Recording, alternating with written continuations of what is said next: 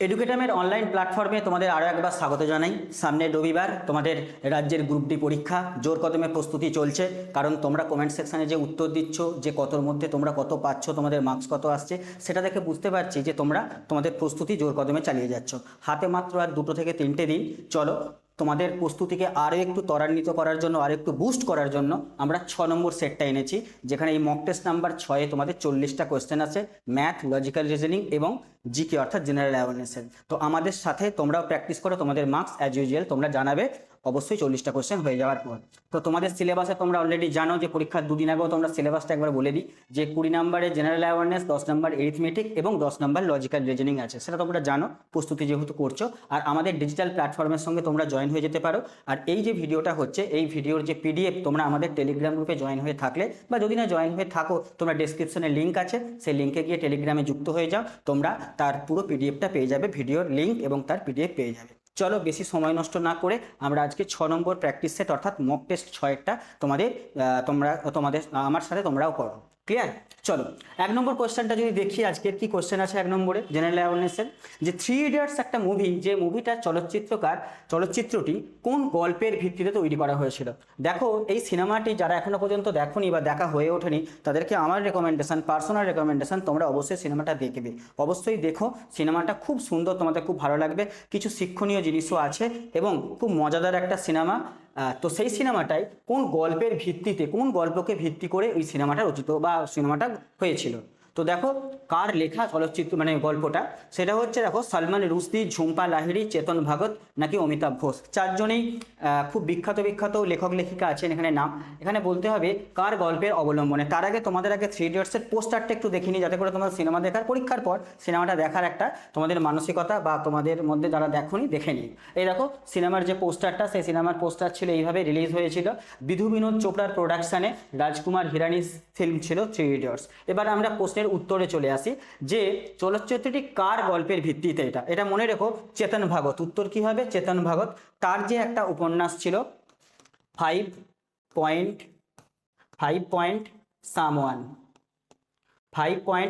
একটা উপন্যাস, সেই উপন্যাস, তো সেই উপন্যাসের ভিত্তিতে এই সিনেমাটা গঠন হয়েছিল বা সিনেমাটা তৈরি হয়েছিল। উত্তর মনে রাখবে চেতন ভগত। ওকে, বাকি সলমান রুশদি, ঝুম্পা লাহিড়ী এবং অমিতাভ ঘোষ তো তোমরা জানো যে জ্ঞানপীঠ অ্যাওয়ার্ড জিতেছিলেন তিনি। অমিতাভ ঘোষ একজন বাঙালি লেখক, কিন্তু ইংলিশে সাহিত্য রচনা করেন, জ্ঞানপীঠ অ্যাওয়ার্ডে জিতেছেন। আচ্ছা, ঝুম্পা লাহিড়ীর একটা বিখ্যাত আছে, একটা হচ্ছে ইন্টারপ্রিটার অফ ম্যালেডিস, এটা হচ্ছে ঝুম্পা লাহিড়ীর আছে। আর সলমান রুশদির যদি বলো মিডনাইট চিলড্রেন্স, ঠিক আছে, মিডনাইট চিলড্রেন্স। আচ্ছা, ঝুম্পা লাহিড়ী তোমার বুকার প্রাইজও জিতেছে, Booker prize. Clear? Jhumpa Lahiri, এই যে বললাম যে ইন্টারপ্রিটার অফ ম্যালেডিস, এর জন্য তিনি বুকার প্রাইজে পুলিৎজার প্রাইজও জিতেছেন, পুলিৎজার প্রাইজও তিনি জিতেছেন। ক্লিয়ার? তো উত্তর এখানে কি হবে? অপশান সি যারা করবে তারা হচ্ছে একদম ঠিক করবে। চলো নেক্সট আমরা চলে আসি আজকে 2 নম্বর কোয়েশ্চেনে। 2 নম্বর কোশ্চেনটা ইতিহাস থেকে, যে 1925 সালে কোন ভারতীয় মহিলা জাতীয় কংগ্রেসের সভাপতি হয়েছিলেন। খুব ট্রিকি কোশ্চেন, একটু ট্রিকি কোশ্চেন, কিন্তু প্রিভিয়াস আগে এসেছে অলরেডি, যে 1925 সালে কোন ভারতীয় মহিলা নয়, ভারতীয় মহিলা হতে হবে, তো কংগ্রেসের সভাপতি হয়েছিলেন। 4টি অপশান পড়ে নাও কি কি হবে, উত্তরটা নিজে নিজে চেষ্টা করো আগে। তো উত্তরটা কি হবে? উত্তর হবে নিশ্চয়ই তোমরা যারা করেছো সরোজিনী নাইডু হচ্ছে উত্তর হবে। একদম প্রথম ভারতীয় মহিলা 1925 সালে কংগ্রেসের সভাপতি সরোজিনী নাইডু। যদি বলতো প্রথম মহিলা, তখন হতো কি স্যার? এই অ্যানি বেসান্ট। কবে? 1917 সালে প্রথম মহিলা বললে। ক্লিয়ার? প্রথম ভারতীয় মহিলা বললে সরোজিনী নাইডু। কবে হবে স্যার? 1925 সালে। কোথায় হয়েছিল স্যার? না কোথায়? কানপুরে অধিবেশনটা হয়েছিল। ক্লিয়ার? আচ্ছা, এবার পদ্মজা নাইডু হচ্ছে সরোজিনী নাইডু, যেটা সরোজিনী নাইডুর মেয়ে হচ্ছে পদ্মজা নাইডু। এই পদ্মজা নাইডু ওয়েস্ট বেঙ্গলের প্রথম মহিলা রাজ্যপাল হয়েছিলেন। ঠিক আছে? তাহলে পদ্মজা নাইডু, যিনি ওয়েস্ট বেঙ্গলের প্রথম মহিলা রাজ্যপাল হয়েছিলেন, সরোজিনী নাইডুর মেয়ে। এবং প্রীতিলতা ওয়াদেকার, তিনি মনে আছে কি ইউরোপীয় যে ক্লাব আক্রমণ হয়েছিল 1932 সালে, যারা ইতিহাস পড়েছো তারা একটু মনে করো, 1932 সালে যে ইউরোপীয় ক্লাব আক্রমণ হয়েছিল, তার কিন্তু নেতৃত্বে ছিলেন এই প্রীতিলতা ওয়াদেকার।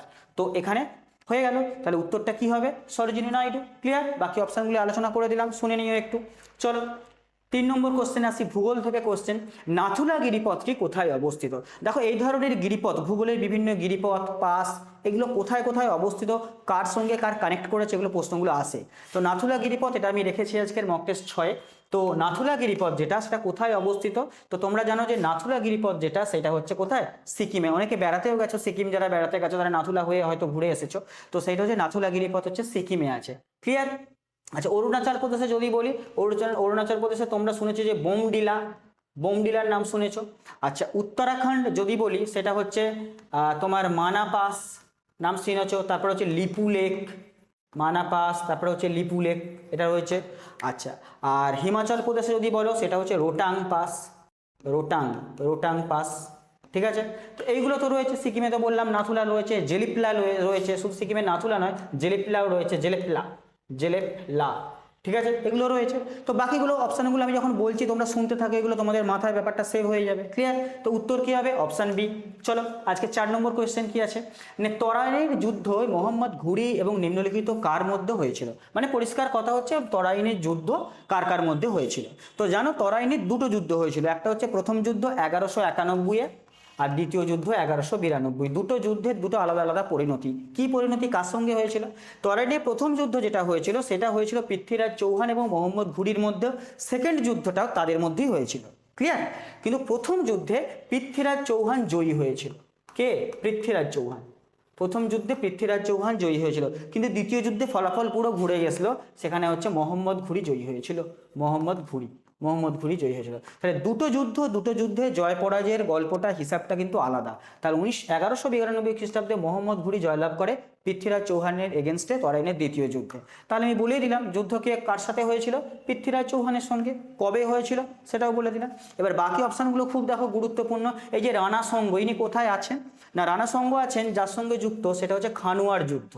পড়ে থাকবে খানুয়ার যুদ্ধ কবে? 1527। কার সাথে? বাবরের সাথে। বাবর 1526 খ্রিস্টাব্দে এসে গেছে পানিপথের প্রথম যুদ্ধের মাধ্যমে। তো সেকেন্ড যে 1527 যুদ্ধটা হয়েছিল, রানা সঙ্গে সঙ্গে খানুয়ার যুদ্ধ। আচ্ছা, রানা প্রতাপের সঙ্গে স্যার কবে যুদ্ধ? না, রানা প্রতাপের সঙ্গে যেটা ছিল হলদিঘাটের যুদ্ধ, মনে করো একটু, হলদিঘাটের যুদ্ধ। তো হলদিঘাটের যুদ্ধ হয়েছিল কবে? সেটা হচ্ছে 1576। কে সঙ্গে ছিল ভাই? আকবর। আকবর স্যার, আকবরের সময়। ঠিক আছে, তা রানা প্রতাপ যেটা হবে, রানা প্রতাপের সেনাপতি, আকবরের সেনাপতি লড়েছিল যেটা, সেই যুদ্ধটা সেটা হচ্ছে হলদিঘাটের যুদ্ধ 1576। আর কুতুবউদ্দিন আইবক তো জানো যে দাস বংশের প্রতিষ্ঠাতা। কবে? 1206 দাস বংশের প্রতিষ্ঠাতা। ক্লিয়ার? তাহলে বাকি অপশানগুলো সবগুলো আশা করি ক্লিয়ার হয়ে গেল। তাহলে উত্তর কি হবে? উত্তর হচ্ছে অপশান সি। যারা করছো তারা একদম ঠিক করছো। চলো আজকের 4 নম্বর কোশ্চেন থেকে 5 নম্বর কোশ্চেনের দিকে এগোই একটু। আচ্ছা, 5 নম্বর কোশ্চেনে দেখো যে নেলসন ম্যান্ডেলা কে ব্যক্তিটা? ব্যক্তিটার নাম একটু দেখে নাও। আচ্ছা ঠিক আছে, দেখো ব্যক্তিটা যদি দেখি আমরা, তো দেখো এই হচ্ছে নেলসন ম্যান্ডেলা। ইনি তো, এনার যে আত্মজীবনী, তো আত্মজীবনীর নাম কি? এনাকে দক্ষিণ আফ্রিকার গান্ধীও বলা হয়, কারণ রেসিজমের এগেনস্টে ইনি লড়েছিলেন। ক্লিয়ার? বহুদিন। তো 27 বছরের মতো জেলবন্দি ছিলেন। ক্লিয়ার? তো তার যে আত্মজীবনী, সেই আত্মজীবনীর নাম কি? 4টে অপশান, তোমরা একটু ভালো করে পড়ে নাও কোনটা হবে, কিন্তু পরীক্ষার জন্য ইম্পর্টেন্ট। বই তোমরা দেখেছো গ্রুপ সির পরীক্ষাতে এসেছে বই, যেটা কার লেখা। তো এই ধরনের বই আসতে পারে, আত্মজীবনী আসতে পারে। তো কোনগুলো দেখো, তো এখানে নেলসন ম্যান্ডেলার যে আত্মজীবনী, যে উত্তর সি করছো, যারা উত্তর সি করছো তারা একদম ঠিক করবে যে লং ওয়াক টু ফ্রিডম, এটা হচ্ছে নেলসন ম্যান্ডেলার তোমার আত্মজীবনী। শুধু তাই নয়, মনে রেখো ইনি কিন্তু ভারতীয় নয়, তার সত্ত্বেও এনাকে ভারতরত্ন দেওয়া হয়েছে। কিন্তু ভারতরত্ন দেওয়া হয়েছে 1990 সালে। মানে সেকেন্ড ভারতীয় নয়, মানে ভারতীয় নয় হিসাবে সেকেন্ড ব্যক্তি ইনি, যিনি হচ্ছেন ভারতরত্ন পেয়েছিলেন। প্রথম ব্যক্তিকে সেটা তোমরা কমেন্ট সেকশানে কমেন্ট করে জানাবে যে প্রথম ব্যক্তি যিনি ভারতীয় নয় অথচ ভারতরত্ন পেয়েছিলেন। সেকেন্ড ব্যক্তি আমি বললাম নেলসন ম্যান্ডেলা। প্রথম ব্যক্তিকে, তিনি একজন স্বাধীনতা সংগ্রামী ছিলেন, ভারতের স্বাধীনতার তার একটা গুরুত্বপূর্ণ ভূমিকাও আছে, অবদান আছে। সেই ব্যক্তিটা প্রথমকে, সেটা তোমরা অপশানে কমেন্ট সেকশানে জানাবে। চলো এই উত্তরটা এইখানে হলো। এবার একটু দেখবো, দেখো the story of my life, এটা কার লেখা? এটা তোমরা যার লেখা সেটা হচ্ছে হেলেন কেলার। হেলেন কেলারের গল্প তোমরা পড়েছো নাকি জানি না, আমাদের সিলেবাসে ছিল, আমরা যখন পড়েছিলাম তখন ছিল 11-12-এ। তো হেলেন কেলার, তো এটা ইনি হচ্ছেন অন্ধ এবং বধির ছিলেন, একজন সমাজকর্মী ছিলেন। তো এনার লেখা যে the story of my life, তার আত্মজীবনী। ক্লিয়ার? আচ্ছা, মাই লাইফ এটা হচ্ছে ইউএস এর প্রাক্তন প্রেসিডেন্ট, মানে এক্স প্রেসিডেন্ট, তার নাম হচ্ছে বিল ক্লিন্টন। বিল ক্লিনটনের আত্মজীবনী হচ্ছে মাই লাইফ। আর মেন ক্যাম্প যেটা, এটা তো তোমরা সকলেই জানো, হিটলার, সেটা হচ্ছে হিটলার। ক্লিয়ার? তাহলে বাকি অপশানে কার কোনটা লেখা, কার কোন বইটা লেখা, সবকটা আমি বলে দিলাম, সবকটা মনে রাখার চেষ্টা করো। চলো আজকে 6 নম্বর কোশ্চেন দেখব। 6 নম্বর কোশ্চেন বলছে একটা স্কিম নিয়ে, সরকারি একটা স্কিম নিয়ে, তবে এটা রাজ্য সরকারের স্কিম না, সেন্ট্রাল গভর্নমেন্টের স্কিম। সেটা হচ্ছে mid day meal. Mid day meal এই দেখো, নিশ্চয়ই পরিচিত, সবাই আমরা পরিচিত মিড ডে মিল স্কিম নিয়ে। তো এই মিড ডে মিল স্কিম কবে প্রথম চালু হয়, কোন সালে, 4টে অপশান দেওয়া আছে, ভালো করে পড়ে নাও অপশানগুলো, কোনটা উত্তর হবে। তো যেটা উত্তর হবে সেটা হচ্ছে 1995, 1995 মিড ডে মিল স্কিম চালু হয়। এবং ডেটটাও যদি বলি সেটা হচ্ছে 15ই আগস্ট, কারণ ডেটটা খুব ইম্পর্টেন্ট, 15ই আগস্ট স্বাধীনতা দিবস, তো সেই হিসাবে ডেটটাও ইম্পর্টেন্ট, 15ই আগস্ট এটা মিড ডে মিল স্কিম চালু হয়। কিন্তু প্রশ্ন এখান থেকে একটু যদি কঠিন হয় যে কোন রাজ্য সরকার প্রথম mid day meal scheme implementation করে, তো সেটা মনে রাখবে তামিলনাড়ু। তামিলনাড়ুতে প্রথম মিড ডে মিল স্কিমের ইমপ্লিমেন্টেশন হয়। ক্লিয়ার? 1995-এ। ওকে, তো অপশন বি যারা করছো তারা একদম ঠিক করবে। চলো আজকে 7 নম্বর কোশ্চেন কি বলছে, খেলা নিয়ে একটা কোশ্চেন। 7 নম্বর কোশ্চেনটা, শর্ট কর্নার এই শব্দটা কোন খেলার সাথে যুক্ত? শর্ট কর্নার শব্দটা কোন খেলার সাথে যুক্ত? ভালো করে পড়ে নাও অপশনগুলো, কোনটা হতে পারে। তোমাদের কি মনে হচ্ছে? আগে নিজেরা প্রশ্নের উত্তর করবে, তারপরে আমি যে উত্তরটা বলবো তার সঙ্গে মিলিয়ে দেখবে। ক্লিয়ার? তো উত্তরটা কি হবে বলো তো? শর্ট কর্নার উত্তরটা হচ্ছে হকি।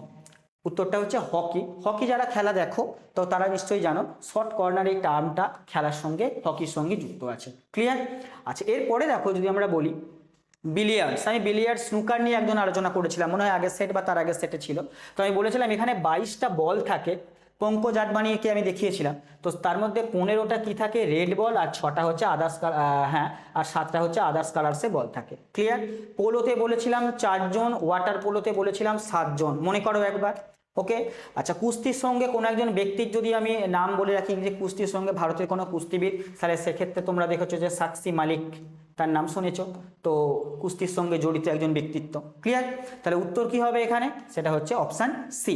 তো একটু ছবি দেখিয়ে দিই, হকির তো ছবি তোমরা জানো অলরেডি, দেখো তাহলে হকির খেলার এই খেলাতেই আছে তোমার শর্ট কর্নার এই শব্দটি। ক্লিয়ার? চলো নেক্সট, আজকে 8 নম্বর কোয়েশ্চেন আছে, সংবিধানের কোশ্চেন। এই প্রশ্নটা দেখো ভালো করে পড়ো, কোশ্চেনটা কি বলছে যে কত নম্বর সংশোধনীকে আমরা মিনি কনস্টিটিউশনের সাথে তুলনা করব? মিনি কনস্টিটিউশন, তো আমাদের কনস্টিটিউশন, ইন্ডিয়ান কনস্টিটিউশন যেন একটা দীর্ঘমেয়াদী বা দীর্ঘমেয়াদী না, একটা লেন্দি, তো কোন সংবিধানের সংশোধনীটা তাকে মিনি কনস্টিটিউশন বলছি, মানে সেটাতেও অনেকগুলো জিনিসকে সংশোধন করা হয়েছে, একটা লম্বা চার্ট তৈরি হয়েছিল।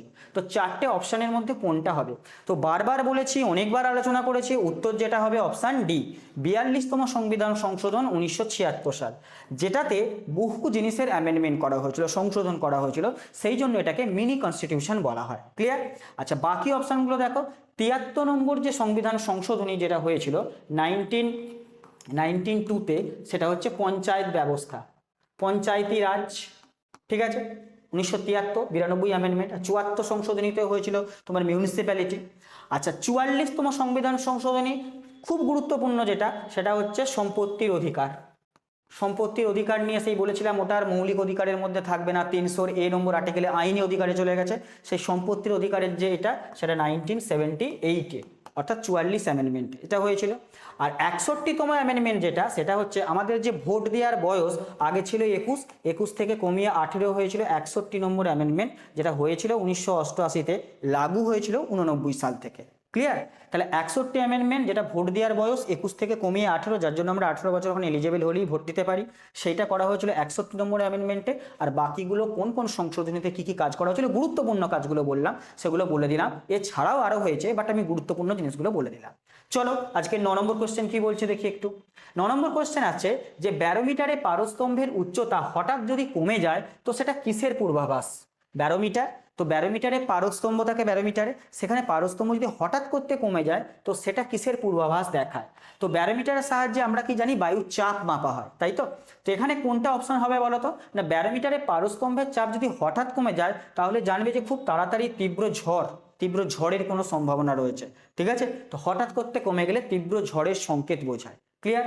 এবার যদি ধরো আস্তে আস্তে কমে, এমনও তো হতে পারে যে সবসময় হঠাৎই কমবে, এমন তো হয় না। আস্তে আস্তে যদি কমে তাহলে জানবে যে সেই এলাকাতে বা সেই জোনে দীর্ঘমেয়াদী একটা বৃষ্টিপাত হওয়ার চান্স রয়েছে। যদি ব্যারোমিটারের পারস্তম্ভটা আস্তে আস্তে কমে, জানবে সেই এলাকাটায় একটা দীর্ঘস্থায়ী বৃষ্টিপাত হওয়ার চান্স রয়েছে।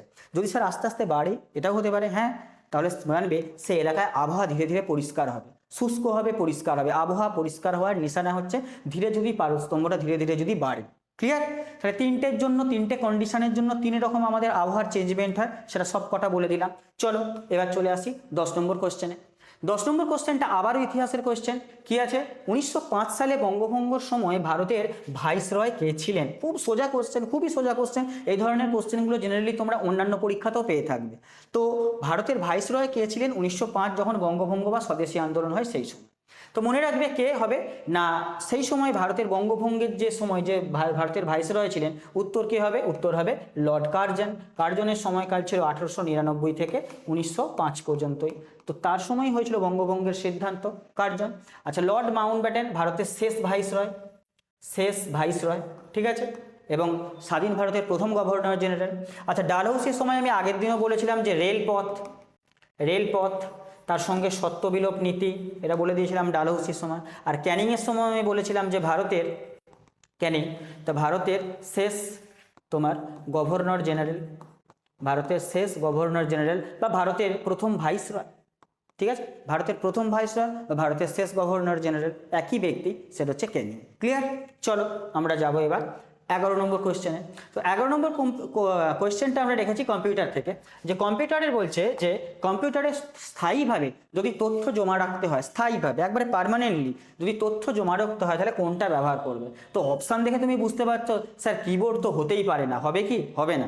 আচ্ছা, মাউস, হ্যাঁ মাউসে কিভাবে স্থায়ীভাবে, মাউসে তো আমরা স্টোরেজ করতে পারি না, হবে না। তাহলে দুটো অপশানের মধ্যে, তো তার মধ্যে দেখো র্যাম, যেটা র্যাম তো ভোলাটাইল, ঠিক আছে, তাহলে ভোলাটাইল যে হবে সে কখনো স্থায়ীভাবে রাখতে পারে? হবে না। তাহলে উত্তর কি হবে? Hard disk. অর্থাৎ হার্ড ডিস্কের মধ্যে আমরা স্থায়ীভাবে তথ্য জমা রাখতে পারি। ক্লিয়ার? চলো আজকের 12 নম্বর কোশ্চেনটা দেখি। 12 নম্বর কোশ্চেনটা হচ্ছে তোমার খেলা নিয়ে ভারতের প্রথম মহিলা ক্রীড়াবিদ হিসাবে পরপর দুটো অলিম্পিক 2016 এবং 2020-তে পদক জয় করেছে। খুব ভালো কোশ্চেন এটা, কিন্তু খুবই ভালো কোশ্চেন স্পোর্টসে। 2016 সালের অলিম্পিক এবং 2020-এর অলিম্পিক, 2020-তে নয়, অ্যাকচুয়ালি কোভিডের জন্য 2021-এ হয়েছিল, 2020-ই অলিম্পিক ছিল। সেই দুটো অলিম্পিকে কিন্তু পরপর অলিম্পিকে পদক জিতেছেন। সেরকম কোন ভারতীয় প্রথম মহিলা ক্রীড়াবিদ, এটা জানতে চেয়েছে। অপশান পড়ো, সাক্ষী মালিক, মেরি কম, পিভি সিন্ধু নাকি সাইনা নেহওয়াল। ঠিক আছে, কি মনে হচ্ছে অপশানে? হ্যাঁ স্যার, অপশান সি হবে একদম, পিভি সিন্ধু। কারণ 2016 সালে পিভি সিন্ধু জিতেছিলেন সিলভার। ক্লিয়ার? আর 2020 মানে 21 সালে যেটা, সেটা জিতেছিলেন হচ্ছে ব্রোঞ্জ। তো পরপর দুটো অলিম্পিকে তিনি কিন্তু দুবার পদক ভারতে এনেছেন। ক্লিয়ার? আচ্ছা, তো পিভি সিন্ধু ব্যাডমিন্টনের সঙ্গে। সাক্ষী মালিকের কথা বলবো, ইনিও 2016 সালে কুস্তি থেকে ব্রোঞ্জ এনেছিলেন, কুস্তিতে ব্রোঞ্জ এনেছিলেন বা ব্রোঞ্জ জিতেছিলেন। মেরি কম হচ্ছে বক্সার, মণিপুর থেকে বিলং করেন। আর সাইনা নেহওয়াল, ইনিও ব্যাডমিন্টন।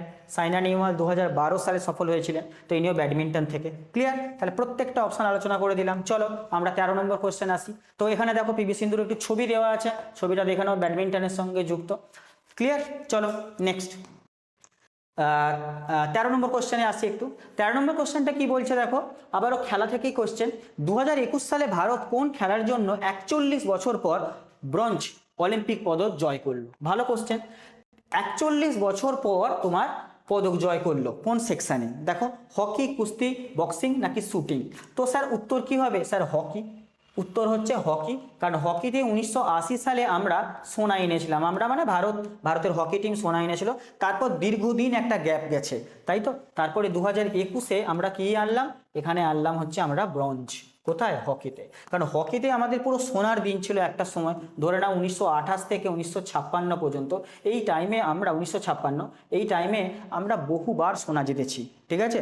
এবং 80 সালেও আমরা সোনা জিতেছি হকিতে, মানে হকির একবার সুবর্ণ যুগ ছিল সেই সময়। মাঝখানে কয়েক বছর গ্যাপ গেছে, সেই জন্য 41 বছর পর আমরা হকিতে প্রথম যে পদকটা আনলাম সেইটা কিন্তু ব্রোঞ্জ এনলাম 2021-এ। ক্লিয়ার? বাকি অপশানগুলো বলা দরকার নেই। শুটিংয়ের সঙ্গে অভিনব বিন্দ্রা, আমি নাম বলে দিয়েছি। কুস্তির সঙ্গে সাক্ষী মালিক, আগের দিনই নাম বলে দিলাম বা এখনও বলেও দিয়েছি। তো দেখো, এই যে আমাদের ভারতের হকি টিম আনন্দ উচ্ছ্বাস প্রকাশ করছে, 41 বছর পর আমরা পদক জেতার আনন্দ উচ্ছ্বাস প্রকাশ করছি আমরা। ক্লিয়ার? চলো নেক্সট আমরা 14 নম্বর কোশ্চেনে আসবো। 14 নম্বর কোশ্চেন বলছে, আধুনিক বাঙালি পপ কালচারের অন্যতম অংশ জীবনমুখী গান, বাস্তবমুখী গান, এর সাথে কোন শিল্পী যুক্ত? চারটে অপশান দেখো, বাস্তবমুখী গানের সাথে কোন শিল্পী যুক্ত, এখানে দেখো কোনটা হবে। অরিজিৎ সিং, শ্রেয়া ঘোষাল, কুমার শানু নাকি কবির সুমন? কে হচ্ছে জীবনমুখী গানের সাথে যুক্ত। তো কোনটা মনে হচ্ছে তোমাদের? তোমাদের যদি কারো অরিজিৎ সিং মনে হয় তো একদম ভুল মনে হচ্ছে, হবে না। এখানে যিনি উত্তর হবেন তিনি হচ্ছেন কবির সুমন। এনাকে তোমরা চেনো নাকি জানি না, আমি তোমাদের ছবি দেখাবো, তোমরা চিনতে পারবে আশা করি। আগে ছবিটা দেখে নাও। আচ্ছা, এনাকে ছবিটা দেখো, এনার ছবিটা। তো ইনি হচ্ছেন কবির সুমন। এনার আগের নাম ছিল সুমন চট্টোপাধ্যায়, ঠিক আছে।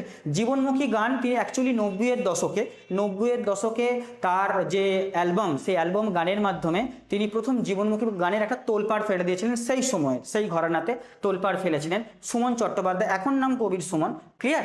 তো উত্তর এখানে যেটা হবে সেটা হচ্ছে অপশান ডি। তো জীবনমুখী গান বা বাস্তবমুখী গানের জন্য তিনি সেই সময় খুব ফেমাস ছিলেন। ক্লিয়ার? আচ্ছা, তো নেক্সট তারপরে আমরা যাব 15 নম্বর কোশ্চেনে। 15 নম্বর কোশ্চেন হচ্ছে বিখ্যাত ছোট গল্পকার ও ঔপন্যাসিক বনফুলের আসল নাম কি ছিল? বনফুল। তো বনফুল বললেই তোমাদের তার আসল নাম কি হবে? বলাই চাঁদ মুখোপাধ্যায়। যারা করছো একদম ঠিক, বলাই চাঁদ মুখোপাধ্যায়, যার ছদ্মনাম ছিল হচ্ছে বনফুল। আচ্ছা, শরদিন্দু বন্দ্যোপাধ্যায়ের যে ছদ্মনাম সেটা হচ্ছে চন্দ্রহাস। শরদিন্দু বন্দ্যোপাধ্যায়ের ছদ্মনাম। বিভূতিভূষণ বন্দ্যোপাধ্যায়ের তো বিখ্যাত উপন্যাস তো বললাম পথের পাঁচালী, বিখ্যাত উপন্যাস। তাছাড়া আদর্শ হিন্দু হোটেল, সেটাও হবে আদর্শ হিন্দু হোটেল, ঠিক আছে, সেটাও বিভূতিভূষণ বন্দ্যোপাধ্যায়। আর সমরেশ মজুমদারের মনে পড়ছে যেটা, সেটা হচ্ছে কালবেলা, একটা উপন্যাস, কালবেলা উপন্যাস, ঠিক আছে, যতদূর মনে পড়ছে। তো সেটা উপন্যাসটা। ক্লিয়ার? তাহলে উত্তর হচ্ছে অপশান বি। চলো নেক্সট আমরা চলে আসি 16 নম্বর কোশ্চেনে। 16 নম্বর কোশ্চেনটা ভূগোল থেকে এসেছে যে ভারতের বৃহত্তম লিগনাইট কয়লা খনি কোনটি? বৃহত্তম লিগনাইট কয়লা খনি, মনে রাখবে বৃহত্তম লিগনাইট কয়লা খনি ভারতের বললেই অপশানগুলোর মধ্যে তোমাকে একটাই তোমার মাথায় যেন ক্লিক করে, সেটা হচ্ছে তামিলনাড়ুর নেভেলি। তামিলনাড়ুর নেভেলি হচ্ছে ভারতের সব থেকে বৃহত্তম লিগনাইট খনি। তখন কয়লার তো বিভিন্ন প্রকারভেদ আছে, যেমন অ্যান্থ্রাসাইট, লিগনাইট, পিট কয়লা আছে। তো সেরকম লিগনাইট যে কয়লা খনিটা সব থেকে বেশি, সেটা হচ্ছে তামিলনাড়ুর নেভেলিতে। বাকি রানীগঞ্জ তো জানো কয়লা খনি, ঝরিয়া কয়লা খনি সব রয়েছে। ক্লিয়ার? চলো নেক্সট আমরা চলে আসি 17 নম্বর কোশ্চেনটা কি বলছে। ভারতের missile man doctor APJ Abdul Kalam সাহেবের জন্মস্থান কোথায়? মানে ভারতের মিসাইল ম্যান, ওভারঅল ভারতের এক্স রাষ্ট্রপতি ছিলেন, প্রেসিডেন্ট ছিলেন, তো তার জন্মস্থান কোথায়? এই ধরনের কোশ্চেনও তোমাদের আসতে পারে। বিখ্যাত ব্যক্তির এখানে কালচারের মধ্যে পড়ছে। তা উত্তর হচ্ছে এনারও হবে তামিলনাড়ুর যে রামেশ্বরম, তামিলনাড়ুর রামেশ্বরমে হচ্ছে মিসাইল ম্যান অফ ইন্ডিয়া মানে এপিজে আব্দুল কালামের জন্মস্থান অ্যাকচুয়ালি। ক্লিয়ার? আচ্ছা, এবার দেখো কোয়েম্বাটুর যদি বলি, কোয়েম্বাটুর হচ্ছে দক্ষিণ ভারতের ম্যানচেস্টার। দক্ষিণ ভারতের ম্যানচেস্টার বলা হয় কারণ প্রচুর পরিমাণে বস্ত্রবয়ন যে কারখানা, টেক্সটাইল শিল্প গড়ে উঠেছে। আচ্ছা, চেন্নাইকে বলা হয় তোমার অটোমোবাইলের হাব, ভারতের অটোমোবাইলের হাব বা এশিয়ার ডেট্রয়েটও বলা হয় চেন্নাইকে। ক্লিয়ার? আচ্ছা, মাদুরাই তো তামিলনাড়ুর মধ্যেই পড়বে, তামিলনাড়ুর মাদুরাই, অনেকে বেড়াতে টেড়াতে যায়। ক্লিয়ার? চলো তাহলে উত্তর কি হবে? Option A, missile man of ইন্ডিয়ার জন্মস্থান রামেশ্বরম। 18 নম্বর কোশ্চেনে আসি যে এরোপ্লেন কে আবিষ্কার করেছিলেন? তোমরা হয়তো বলতে পারো যে স্যার ইনোভেশন তো আমাদের সিলেবাসে নেই। দেখো অনেক কিছু সিলেবাসে ছিল না, তা সত্ত্বেও গ্রুপ সির পরীক্ষা এসেছে কিন্তু। তো গ্রুপ ডির পরীক্ষা দুদিন পর পরীক্ষা দিতে যাবে, সিলেবাসে নেই বা আছে ভাবতে হবে না, যেটা আসছে সেটা তোমরা মনে রাখার চেষ্টা করো, সেটা রিমাইন্ড করো যেন এই ধরনের কোশ্চেনগুলো তোমরা পেরে যাও। ক্লিয়ার? চলো নেক্সট 18 নম্বর কোশ্চেন কি, যে এরোপ্লেন কে আবিষ্কার করেছেন? এইটা হচ্ছে 18 নম্বর কোশ্চেন দিচ্ছে, ছোটবেলা থেকে পড়ে আসছো। এরোপ্লেনের আবিষ্কারক হচ্ছে কি রাইট ভ্রাতৃদ্বয়, কিন্তু পরীক্ষার হলে যদি ভুলে যাও সেই জন্য রিমাইন্ড করে নেওয়ার জন্য দিলাম। ক্লিয়ার? তো রাইট ভ্রাতৃদ্বয়। লিওনার্দো দা ভিঞ্চির সেই বিখ্যাত ছবি মোনালিসা নিশ্চয়ই জানো তোমরা। আচ্ছা, আর হেনরি ফোর্ড, ফোর্ড কোম্পানির যে ফোর্ড যে গাড়ি আছে না, তো তার যে প্রতিষ্ঠাতা সেই হচ্ছে হেনরি ফোর্ড। ক্লিয়ার? তাহলে উত্তর হচ্ছে রাইট ভ্রাতৃদ্বয়। নেক্সট 19 নম্বর কোশ্চেনে আজকের কি আছে? ইতিহাসের কোশ্চেন। মৌর্য সম্রাট অশোকের শিলালিপিগুলোকে প্রথম কে পাঠোদ্ধার করেছিলেন? মানে অশোকের শিলালিপি তো কে পাঠোদ্ধার করেছিলেন প্রথম? এটা ইতিহাসের কোশ্চেন, খুব ফেমাস কোশ্চেন, বহুবার এসেছে। সেটা হচ্ছে জেমস প্রিন্সেপ। কবে? 1837-এ। সালটাও একটু মনে রেখো, 1837-এ জেমস প্রিন্সেপ অশোকের শিলালিপির পাঠোদ্ধার করেছিলেন। ক্লিয়ার? বাকি অপশন দেখো, ভিনসেন্ট স্মিথ, ঐতিহাসিক ভিনসেন্ট স্মিথ। আচ্ছা, আলেকজান্ডার কানিংহামকে বলবো, এনার আর্কিওলজিক্যাল সার্ভে অফ ইন্ডিয়ার ইনি হচ্ছেন ফাউন্ডিং ফাদার বলতে পারো। আলেকজান্ডার জনক ছিলেন, ফাউন্ডিং ফাদার আলেকজান্ডার কানিংহাম। আর উইলিয়াম জোন্স যেটা হচ্ছে এশিয়াটিক যে সোসাইটি, এটাও কিন্তু আসতে পারে, এশিয়াটিক সোসাইটির প্রতিষ্ঠাতা, এশিয়াটিক সোসাইটির প্রতিষ্ঠাতা, যেটা প্রতিষ্ঠা হয়েছিল 1784 খ্রিস্টাব্দে। তো 1784-তে এশিয়াটিক সোসাইটির প্রতিষ্ঠাতা হচ্ছে উইলিয়াম জোন্স। আলেকজান্ডার কানিংহাম হচ্ছে আর্কিওলজিক্যাল সার্ভে অফ ইন্ডিয়ার ফাউন্ডিং ফাদার বা জনক। আর ভিনসেন্ট স্মিথ বললাম ঐতিহাসিক ভিনসেন্ট স্মিথ। উত্তর হবে কি? Option C. চলো আজকের 20 নম্বর কোশ্চেন মানে এই যে মক টেস্টটা, এই মক টেস্টটার লাস্ট কোয়েশ্চেন অ্যাজ এ তোমার জেনারেল অ্যাওয়ারনেসে। চলো আজকে 20 নম্বর কোয়েশ্চেন কি বলছি, যে দক্ষিণ ভারতের সর্বোচ্চ শৃঙ্গ, খুব ইজি কোয়েশ্চেন, দক্ষিণ ভারতের সর্বোচ্চ শৃঙ্গ কি হবে? 4টে অপশানের মধ্যে দেখো, একটু উত্তর দিয়ে দিয়েছো আশা করি। কি হবে? আন্নামালাই পর্বতের আনাইমুদি, যে হচ্ছে দক্ষিণ ভারতের সর্বোচ্চ শৃঙ্গ। আন্নামালাই পর্বতের আনাইমুদি দক্ষিণ ভারতের সর্বোচ্চ শৃঙ্গ। মহেন্দ্রগিরি কোথায়? এটা হচ্ছে আমাদের যে পূর্বঘাট যে রেঞ্জ আছে না, তা পূর্বঘাটের রেঞ্জে, এটা হচ্ছে উড়িষ্যা রাজ্যে পড়বে। ক্লিয়ার? দোদাবেতা, নীলগিরির সর্বোচ্চ শৃঙ্গ দোদাবেতা, যেটা পড়বে কোথায়? তামিলনাড়ুতে পড়বে। আর কলসুবাই, এটা হচ্ছে মহারাষ্ট্রে পড়বে। কলসুবাই কোথায় পড়বে? মহারাষ্ট্রের সর্বোচ্চ শৃঙ্গ। মহারাষ্ট্রের সর্বোচ্চ শৃঙ্গ হচ্ছে কলসুবাই। ক্লিয়ার? সর্বোচ্চ শৃঙ্গ কলসুবাই। ক্লিয়ার? তাহলে উত্তর কি হবে? উত্তর হচ্ছে অবভিয়াসলি অপশান সি হবে, তার বাইরে আর কি হবে? অপশান সি হবে। ক্লিয়ার? তো আজকে যে সেট নাম্বার 6 যেটা আমি করাচ্ছি, সেই সেট নাম্বার 6-এর আজকে হচ্ছে 20টা কোশ্চেন আমি করে দিলাম জেনারেল অ্যাওয়ারনেসে। এর পরের লজিক্যাল রিজনিং আর ম্যাথের পোর্শনটা পল্লব স্যার করাবেন। তোমরা অ্যাজ ইউজুয়াল যেমন 40টা কোশ্চেন উত্তর দাও, তোমাদের কত মার্কস এসছে সব কিছু দেখে শুনে তোমরা অবশ্যই এ সেটটার ক্ষেত্রে তাই সেটাই করবে। দেখবো তোমাদের প্রস্তুতি কতদূর কেমন হয়েছে বা কতদূর তোমরা এগিয়ে গেছো। ঠিক আছে? তো এর পরের যে অংশটা ম্যাথ রিজনিং, সেটা হচ্ছে পল্লব স্যার তোমাদের করাচ্ছেন। এবার পরের একটা সেশনে নিশ্চয়ই তোমাদের সঙ্গে দেখা হচ্ছে আবারও। Hello everyone, welcome back. তো তোমাদের 20টা কোশ্চেন জিএস এর হয়ে গেল। এবার বাকি যে ম্যাথ আর রিজনিং যেটা রয়েছে, যে 10-10-20, সেই 20টা কোশ্চেন আমি করাবো তোমাদের। চলো তোমরা কিন্তু প্রত্যেকে করবে, করে আর তার সঙ্গে সঙ্গে অ্যান্সারগুলো তোমরা করে তার কমেন্ট সেকশনে বলবে টোটাল 40-এর মধ্যে কত হলো। চলো 21 নম্বর কোশ্চেনটা দেখো কি বলেছে। এটা তোমার ফ্র্যাকশনের কোশ্চেন, বা তুমি নর্মালি এটা সিম্পলিফিকেশনও বলতে পারো। চলো দেখো, 4/1/2 প্লাস 3/1/6 প্লাস একটা জিজ্ঞাসা চিহ্ন, তারপর দিয়েছে প্লাস 2/1/3 ইজিক্যাল টু 13/2/5। ওই জিজ্ঞাসা চিহ্নতে কি হবে সেটা তোমাকে জানতে চেয়েছে। ঠিক আছে? তো কিভাবে করবো চলো তোমরা নিজের আগে করো, তারপর আমি করে দিচ্ছি। দেখো তো এটা করবো কিভাবে স্যার? সব থেকে বেস্ট ট্রিক্স হচ্ছে, দেখো তুমি এইরকম জিনিসটা আগে বুঝে নাও, 1/1/2 এটাকে স্যার আমরা এইভাবে লিখতে পারি। এইটুকু আগে বুঝে নাও, তাহলে কিন্তু অনেকটা ক্লোজ হয়ে গেল তুমি। ঠিক আছে? এই জিনিসটা যদি লেখা যেতে পারো, তুমি জেনে থাকো, তাহলে এইটাকেও এইভাবে ভেঙে নাও প্রথমে। তাহলে 4 + 1/2 প্লাস 3 + 1/6, 3 + 1/6 প্লাস জিজ্ঞাসা চিহ্নটাকে এক্স দিয়ে লেখো, বা জিজ্ঞাসা চিহ্ন রাখতে পারো, কোনো অসুবিধা নেই। 2 + 1/3, আর এদিকে তোমার হচ্ছে 13 + 2/5। ঠিক আছে? এইটুকু আমি বুঝে গেলে। এবার স্যার কি করবো? এবার দেখো যেই সংখ্যাগুলো তুমি ডিজিটগুলো নর্মালি পেয়ে গেলে, দেখো 4, 3, এদিকে 2, এদিকে 13, এইগুলোকে তুমি এক কাছে নিয়ে এসো বা আগে যোগ করে নাও। দেখো 4 আর 3 যোগ করলে 7 হয়, 7 আর 2 করতে 9 হয়, তাহলে 9 এদিকে পেয়ে গেলে আগে রেখে দাও 9 প্লাস। এবার দেখো এই সংখ্যাগুলো যেগুলো পড়ে থাকছে 1/2, 1/6, এগুলোকে আগে লেখো। তাহলে 1/2, 1/6 আর 1/3, মানে আমি বলতে চাইছি 1/2 প্লাস 1/6 প্লাস তোমার হচ্ছে 1/3। ঠিক আছে? এটা লিখলাম, প্লাস এক্স লিখলাম, আর এক্সটাকে ওইদিকে নিয়ে এখানে রাখো, অসুবিধা নেই। এক্স ইজিক্যাল টু, আর ওই দিক থেকে তুমি এদিকে নিয়ে চলে এসো, সব থেকে বেস্ট হয় আগে এদিক থেকে নিয়ে চলে এসো। দেখো 2/5টাকে এদিকে নিয়ে চলে এসো, তাহলে কত হবে? 2/5, আর is equal plus X is equal to এদিকে তোমার হচ্ছে 13 থাক পড়ে। ঠিক আছে? এবার দেখো তুমি আগে এই পোর্শনটা করে নাও, এখান থেকে এই পোর্শনটা, তাহলে কিরকম ভাবে হবে স্যার? তো দেখো 2, 3, 6 আর 5 এদের মধ্যে যোগ করতে গেলে, মানে ভগ্নাংশে যোগ করতে গেলে লসাগু করতে হয়। তাহলে লসাগু কত হবে স্যার? এদিকে 9 প্লাস আগে থেকে পড়ে রইলো, দেখো কত হবে? দেখো 3 5 15, আর এদিক থেকে হচ্ছে 2, তাহলে 15 দুগুণে 30, 30 হবে তোমার এলসিএম নিচে। এবার দেখো ওপরে কত হবে স্যার? ওপরে 15 প্লাস তোমার দেখো 5 6 30, 5 প্লাস 3 3 10 30, 10 প্লাস তোমার মাইনাস, একটু খেয়াল রাখবে এটা মাইনাস আছে। ঠিক আছে? মাইনাস তোমার হচ্ছে 5 6 30, 6 দুগুণে 12। ঠিক আছে? বুঝতে পারলাম? ঠিক আছে স্যার, বুঝতে পেরেছি। প্লাস তোমার এদিকে এক্স ইজিক্যাল টু তোমার 13। তুমি 9টাকে এদিকে নিয়ে চলে এসো, সব থেকে আরো সুবিধা হবে, 9টাকে এই পাশে নিয়ে চলে এসো, তাহলে 9 এদিকে বিয়োগ করে দেবে। ঠিক আছে? তাহলে দেখো এবার এই দিকটা যদি আমি ক্যালকুলেশনটা করি, তাহলে কত হবে স্যার? এদিকটা দেখো তোমার কত হচ্ছে, নিচে তোমার 30, আর ওপরে তোমার কত হচ্ছে? দেখো 15 আর 5 হচ্ছে 20, 20 আর 10 30, 30 থেকে যদি আমি তোমার হচ্ছে 12 বাদ দিই, তাহলে তোমার কত হবে স্যার? 18। তাহলে ওপরে 18 বাই তোমার হচ্ছে 30 হয়ে গেল, এইটুকু আমি পেলাম। প্লাস হচ্ছে তোমার এক্স, আর এদিকে তোমার হচ্ছে 9 13 থেকে 9 বাদ দিলে 9 10 11 12 13 তোমার 4, তাই তো? তাহলে এবার দেখো এই জায়গাটাকে ওইদিকে নিয়ে চলে আসো, তাহলে এক্স এর ভ্যালু কত হলো? এক্স ইকুয়াল টু 4 মাইনাস 18/30, তাই না? এবার দেখো এটাকে সিম্পলিফাই করো, এটাকে সিম্পলিফাই করলে আমি অ্যান্সারের কাছাকাছি চলে যাবো। তাহলে দেখো তুমি এটাকে ছোটো করে নিতে পারতে, 18/30টাকে কেটে ছোটো করতে পারতে, কোনো অসুবিধা নেই, করলে করে নাও, এখনই করে নাও। তাহলে দেখো 18 মানে তোমার ধরো তুমি 3 দিয়ে কাটো, 3 6 18, 3 10 30, আবার দেখো 2 দিয়ে কাটো, তোমার হচ্ছে 5 দুগুণে 10 আর 3 দুগুণে 6, মানে কি তো 4 মাইনাস 3/5, তাই তো? তাহলে এবার দেখো করো, তাহলে দেখো 4 5 20, 20 থেকে 3 বাদ দিলে কত হয় স্যার? 17 হয়, তাই তো? তাহলে 17/5, দেখো 17/5 মানে হচ্ছে তোমার এখানে দেখো অপশানে কোনটা আছে, দেখো 3 5 15 16 17, তাহলে এটাই উত্তর হবে। মানে এটাকে যদি তুমি ভাঙো তাহলে 3 পূর্ণ 2 এর 5 হবে। বোঝাতে পারলাম?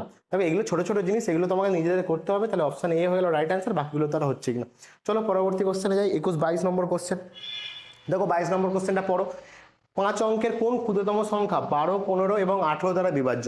মানে এখানে 4টে অপশান দেওয়া আছে, প্রত্যেকটাই 5 অঙ্কের দেখো সংখ্যা, ঠিক আছে, একক, দশক, শতক, হাজার, অযুত, ঠিক আছে, প্রত্যেকটি 5 অঙ্কের সংখ্যা।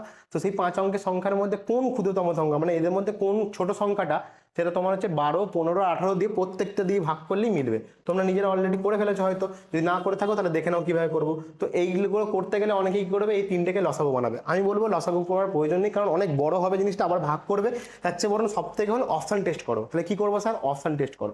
তাহলে অপশান টেস্ট কি করে করবো স্যার? অপশান টেস্ট করার জন্য একটা জিনিস তোমাদের আমি বলে দিচ্ছি, দেখো কিভাবে করবো। দেখো এই 12 আছে, 12 মানে এর উৎপাদক ভাঙলো, এমন কিছু উৎপাদক নিয়ে আসার চেষ্টা করো যেগুলো তুমি তার ডিভিজিবিলিটি রুল জানো। মানে কিরকম স্যার? দেখো 3 4 12 হয়, তাই না? ঠিক আছে, হ্যাঁ স্যার হয়। দেখো আর তুমি এটাও করতে পারতে, 6 2 12 হয়, এটাও করতে পারতে, কোনো অসুবিধা নেই। মানে 3ও আছে এর মধ্যে। চলো 15টাকে দেখো, 15টাকে ভাঙতে পারি 3 5 15, তাই না? আচ্ছা 18টাকে কিভাবে করতে পারি স্যার? 9 2 18 করতে পারি, ঠিক আছে, 9 2 18। তাহলে কি কি সংখ্যা এখানে পাচ্ছি স্যার? যে সংখ্যাগুলো এখানে আছে, যে সংখ্যাটা হবে সেটা যেমন 12, 15, 18 দিয়ে ভাগ যাবে, বুঝতে পারলাম। তার মানে সে 2 দিয়েও ভাগ যাবে স্যার, এখান থেকে 3 দিয়েও ভাগ যাবে, 5 দিয়েও ভাগ যাবে, আর 9 দিয়েও ভাগ যাবে। এইটা আমি অনেকটা ছোট করে নিলাম, 6টা দরকার নেই, কারণ 2 আর 3 যাচ্ছে মানে সেটা 6 দিয়েও ভাগ যাবে। তাহলে এবার দেখো অপশানের দিকে তাকাও। এবার দেখো 2 দিয়ে ভাগ যায় কি করে বুঝবো স্যার? দেখো শেষে তোমার হচ্ছে শেষে জোড় সংখ্যা থাকলে, 0 অথবা জোড় সংখ্যা থাকলে, দেখো এইটা হচ্ছে, এইটা তার মানে হচ্ছে না, এটা প্রথমেই বাদ দিয়ে দাও। তাহলে এটা হচ্ছে, হ্যাঁ স্যার এটা হচ্ছে। তাহলে একটা অপশন তুমি 2 দিয়ে তুমি একটা অপশন অড আউট করতে পারলে। আচ্ছা 3 দিয়ে দেখো, 3 দিয়ে কি করি স্যার বুঝি স্যার? প্রত্যেকটা সংখ্যা যে ডিজিটগুলো আছে, প্রত্যেকটা সংখ্যা ডিজিটগুলোর যদি যোগফল 3 দ্বারা বিভাজ্য হয়, তাহলে পুরো সংখ্যাটা 3 দ্বারা বিভাজ্য হয়। তবে এখানে শূন্যগুলো বাদ দাও, তাহলে 1 আর 1 যোগ করে স্যার কত হয়? 3। তাহলে 1 আর 1 যোগ করে স্যার 2, তাহলে 2কে তো 3 দিয়ে ভাগ যায় না, তাহলে এই উত্তরটা হলো না। তার মানে এই অপশনটাও বাদ চলে গেল। দেখো 2 এর 1 3, তাহলে এটা হচ্ছে। দেখো 8 আর 1 9, এটাও হচ্ছে। 9 আর 3কে দুজনকে ভাগ যায়, তাহলে এবার 3 এর কাজ হয়ে গেছে। এবার 5 এর কাজ 5 দিয়ে তো দেখার দরকার নেই, কারণ সবার দুটো শেষে শূন্য আছে। তাহলে এবার দেখো 9 দিয়ে দেখবো, 9 দিয়ে বিভাজ্য রুলস কি আছে? যে সেম জিনিস 3 মতনই, যোগফল যদি 9 হয় তাহলে তোমার হচ্ছে 9 দিয়ে ভাগ যায়। দেখো 2 আর 3 1 যোগ করে 3 হয়, তার মানে 3কে তো 9 দিয়ে ভাগ যায় না। তাহলে এই উত্তরটা হলো না, অপশন ডি হয়ে গেল রাইট অ্যান্সার, যেটা তোমার হচ্ছে অপশন ডি তোমার উত্তর সঠিক হবে। কারণ কি দেখো 8 আর 1 যোগ করলে 9 হয়। ঠিক আছে, বুঝতে পারলাম। চলো পরবর্তী কোশ্চেন 23 নম্বর কোশ্চেনে যাই। দেখো 23 নম্বর কোশ্চেনটা কি বলেছে? বলছে দেখো √3 তার মাথায় x = 81 এর এটা হয়, তাহলে x এর মান কত? তাহলে কিভাবে করব তোমরা আগে নিজেরা করো, তারপর আমি বলে দিচ্ছি। দেখো সেম জিনিস, এটা কিভাবে করব? √3 আমি আগে, তোমরা নিজেরা উত্তর দিয়ে দিয়েছো অলরেডি। তো দেখো কি, √3 তার মাথায়, 3 মাথায় পাওয়ারে x, তাই তো? তাহলে = 81। ঠিক আছে, এইটুকু স্যার, হ্যাঁ বুঝতে পারলাম স্যার এইটুকু। তাহলে এরপর কি করবো? দেখো তুমি একটা জিনিস করো, রুটটা তোমার সমস্যা করছে, তাই তো? তাহলে সমস্যা এখানে রুটটা রয়েছে। তাহলে রুটকে আমি কিভাবে তুলতে পারি স্যার? যদি স্কোয়ার করে দিই কোনো সংখ্যাকে, ধরো 2 আছে, একে যদি স্কোয়ার করে দিই তাহলে হচ্ছে রুট উঠে যায়, শুধু সংখ্যাটা বেরিয়ে যাবে। সেম জিনিস, তাহলে একে স্কোয়ার করে দাও, একে যদি স্কোয়ার করো এ কি দোষ করেছে? তাহলে উভয় পক্ষকেই করতে হবে, উভয় পক্ষকেই স্কোয়ার করে দিলাম। তাহলে দেখো উভয় পক্ষকে যদি স্কোয়ার করি তাহলে তোমার হচ্ছে এটা কি জিনিসটা এসে দাঁড়াচ্ছে দেখো, তাহলে হচ্ছে কি 3 x, মানে এই রুটটা উঠে চলে গেল। আর এদিকে কি হচ্ছে দেখো 81 তার মাথায় স্কোয়ার, তুমি ভাববে সঙ্গে সঙ্গে 81কে দুবার স্কোয়ার করতে হবে, করতে যেও না। কেন করতে যেও না? দেখো তুমি 81টাকে এমন কিছু সংখ্যার কি স্কোয়ার বা কিছু ভাবতে পারছো? হ্যাঁ স্যার, এটা স্যার 9 এর স্কোয়ার, তাই তো? 9 এর স্কোয়ার। তাহলে 9 এর স্কোয়ার মানে স্যার এটাকে আমরা এরকম ভাবে লেখো আগে প্রথমে, যে 9 এর স্কোয়ার, তাহলে তার স্কোয়ার মানে 9 এর, আমি বলতে চাইছি 9 এর স্কোয়ার তার আবার স্কোয়ার, তাই তো? আমরা জানি কি, কারোর মাথায় স্কোয়ার তার মায়ের আবার স্কোয়ার, তাহলে কি স্কোয়ার মানে পাওয়ারে কি হয়ে যায় স্যার? পাওয়ারে গুণ হয়ে যায়। তাহলে 3 x কত হবে স্যার? 2 2 4, তাই তো? 9 ঠিক আছে। এবারও দেখো এই 9টাকে কি আবার কিছু ছোট সংখ্যায় ভাঙা যায়? হ্যাঁ স্যার, 3 এর স্কোয়ার করলে 9 হয়। সেম জিনিস আবার করো, তাহলে 3 x 3 এর স্কোয়ার তার মাথায় দেখো 4 আছে। সেম জিনিস আবার বলো, তাহলে পাওয়ারে কি হয়ে যাবে? গুণ হয়ে যাবে। তাহলে 3 x কত হবে স্যার? 3 দেখো 3 4 2 8, তাই তো? তাহলে তুমি এবার এখান থেকে বলতে পারি আমরা, যে কোনো যদি সংখ্যার দেখো 3 x 3 মানে কোনো সংখ্যার বেস যদি সেম হয়ে যায়, দেখো এদিকেও 3 এদিকেও 3, তাহলে আমরা বলতে পারি পাওয়ারগুলো সেম। ঠিক আছে, তাহলে এক্স এর ভ্যালু কত হলো স্যার 8, তাহলে উত্তর কোনটা হবে স্যার অপশন ডি হয়ে যাবে রাইট অ্যান্সার 8। এরকম টাইপের কোশ্চেন আসার কিন্তু তোমাদের চান্স আছে, ছোট্ট কোশ্চেন কিন্তু ট্রিকি। ঠিক আছে, চলো পরবর্তী কোশ্চেনে যাই। দেখো 24 নম্বর কোশ্চেনটা কি বলছে, বলছে 1/4 এবং 1/2 এর সমষ্টি থেকে কোন ভগ্নাংশ বিয়োগ করলে বিয়োগফল 1/12 হবে। তাহলে তোমরা নিজেরা করো, করা হয়ে গেছে। তো চলো এবার আমার দেখে নাও আমার সলিউশনটা কিভাবে করছি। তাহলে কি বলছে দেখো 1/4 আর তোমার হচ্ছে 1/2 এর সমষ্টি থেকে কোন ভগ্নাংশ বিয়োগ করলে, তাহলে আমি ভগ্নাংশটাকে এক্স ধরে চলছি, হ্যাঁ, তাহলে কোন ভগ্নাংশ বিয়োগ করলে বলেছে, তাহলে এই মাইনাস করলাম, বিয়োগ করলে বিয়োগ ফলটা তোমার কি বলছে 1/12 হবে, তাই তো এটা বলেছে। তাহলে এইটাকে এবার সিম্পলিফাই করি, দেখো কত হবে। তাহলে আগে এই দুটোকে করে নাও, তাহলে কত হচ্ছে দেখো 4 তোমার হচ্ছে 4 এলসিএম হবে, তাহলে 4 দিয়ে হচ্ছে তোমার 4 1 4 আর এদিকে তোমার হচ্ছে 2 দিয়ে হচ্ছে 2, তাহলে 2 দুগুণে 4 হয়, দুইটা উপরে গুণ হবে একের সাথে, মাইনাস এক্স ইজিক্যাল টু তোমার হচ্ছে 1/12। এই পর্যন্ত স্যার ঠিক আছে। তারপর কি করবো স্যার, এটা 3/4 হচ্ছে দেখো মাইনাস এক্স ইজিক্যাল টু তোমার হচ্ছে 1/12।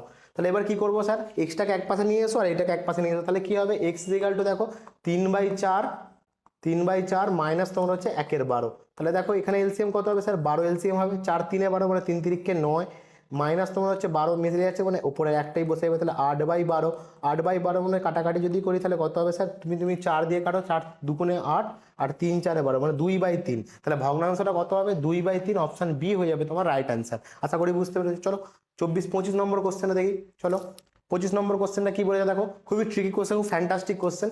দেখো বলছে 253 ইন্টু 0.154 এর মান হবে, নিচে 4টে অপশন দিয়েছে। দেখো গুণ করতে যেও না, গুণ করার দরকার নেই, ভালো করে একটু দেখো, খেয়াল করলে উত্তর হবে।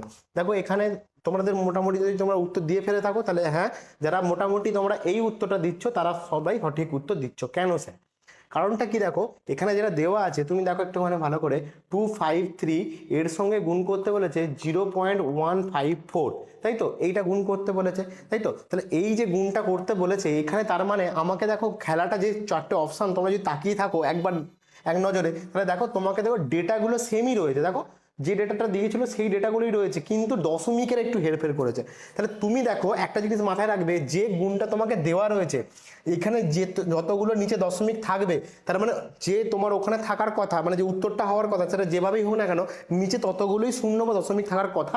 এটা হচ্ছে নর্মালি একদম কনসেপ্ট। তাহলে দেখো এখানে আমি দশমিক যদি তুলি স্যার কতগুলো হবে, একের নিচে 1 2 3টে, মানে 1000 হওয়ার কথা গুণফলটা নিচে, ভগ্নাংশের নিচে যেটা হবে। তাহলে দেখো এইখানে যদি আমি প্রথম অপশানটা যদি তুলি তাহলে এখানে দেখো কটা আসছে স্যার, দুটো আসছে, মানে দশমিক যদি তুলি স্যার দশমিকের পর 2 ঘর, এখানে দেখো দশমিক তুললে কত হবে 1 2 3 4 5, মানে একের নিচে 1 2 3 4 5, এদেরকে গুণ করলে তাহলে কটা ফিরে আসছে দেখো, অনেকগুলো ফিরে আসছে না, 5টা, এদিকে তোমার 6টা 7টা, তাহলে 7টা তো ছিল না, আমার ছিল কত নিচে 3টে ছিল, তাহলে এই উত্তরটা হচ্ছে না। তাহলে দেখো এর ক্ষেত্রে কেন হলো, দেখো এর নিচে একটা আর এর নিচে দুটো, তাহলে দুটো আর একটা গুণ করলে স্যার কত হয় 3টেই তো হয়, তাহলে এইটা তো ফিরে আসছে। দেখো বাদ বাকি কোনোটাতেই আসবে না, দেখো এখানে দেখো 4টে আসছে, তাই তো। তাহলে এখানে 4টে তো বলেনি, আমাকে 3টে বলেছে। দেখো দশমিকের পর 1 2 3 4 4 ঘর, এখানেও দেখো অনেক বেশি, এখানেও দুটো আছে সেম জিনিস, তাহলে এটাও হবে না আর এটাও হবে না। উত্তর কোনটা হবে, অপশন বি হয়ে যাবে রাইট আনসার। শুধু দেখার নজর ছিল, নজরে রাখলেই উত্তরটা হয়ে যেত, কোনো করার দরকার ছিল না। চলো 26 নম্বর কোশ্চেনে দেখো।